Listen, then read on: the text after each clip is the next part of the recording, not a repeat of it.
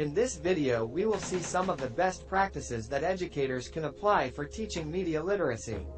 This toolkit has been developed by the Teaching Committee of the Association for Education in Journalism and Mass Communication. Let's now see the practices one by one. In the first place we see the Summer Wind Simulation, a practice for ethical journalism in real time. Here you can find the abstract, a summary of the practice. Then comes next a short explanation of how to apply the activity, and after that you can see the different phases of the practice.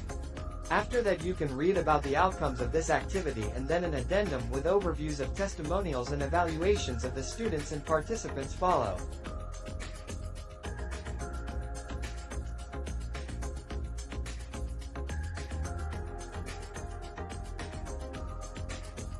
In the second place, we see the practice of distinguishing fake from real news. Here we also have a brief abstract and explanation, as well as some photos used as the material necessary for the implementation of the activity. Here the participants have to find out if the news is fake or not. In the following section, we see the same structure as above, the rationale and the outcomes.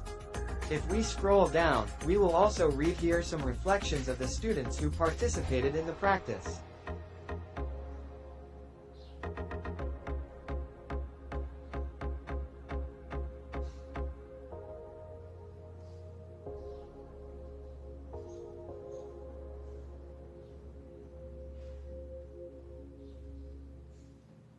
In the third and last place we see the practice of how you can teach young people to communicate better online. In this case, the explanation is a little bit longer because there is an analytic and step-by-step guidance on how and what kind of activities and exercises to create for the students. Rationale and outcomes come after.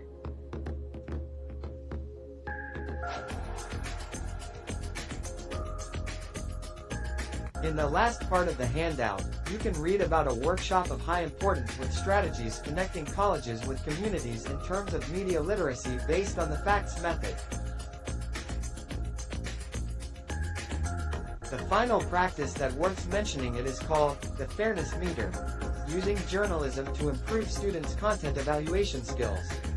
In the section, you can detect all the details of the teaching activity with the materials used during the workshop and how to successfully implement this practice. Of course, outcomes are also visible here, and at the end you can see an image on how to detect fairness in the context of when reading the news.